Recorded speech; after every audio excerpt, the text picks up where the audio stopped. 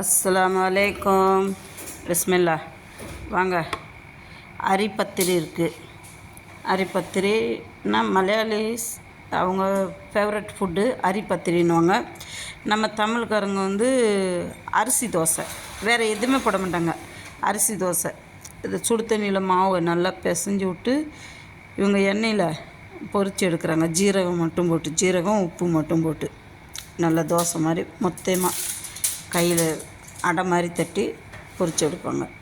அப்புறம் இது உண்ணியப்பம். இது ரவா லட்டு, வெல்லத்தில் பிடிச்சது.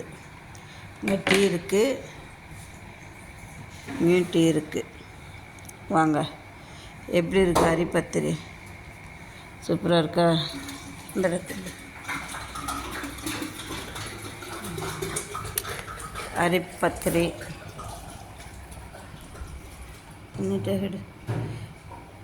வாங்க, பிடிச்சிருக்கா? பிடிச்சிருந்தா ஷேர் பண்ணுங்கள், சப்ஸ்கிரைப் பண்ணுங்கள், லைக் பட்டனை ப்ரெஸ் பண்ணுங்கள். வாங்க, நீங்களும் ஒரு அரிப்பத்திரி சாப்பிடுவீங்க. சரியா? இது கேரளாக்காரங்க சொல்கிறது.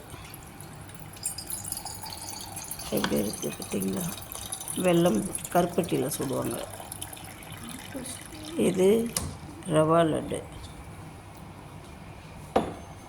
சும்மா இஞ்சி தட்டி போட்டு தம்பி வீட்டில் சாய்.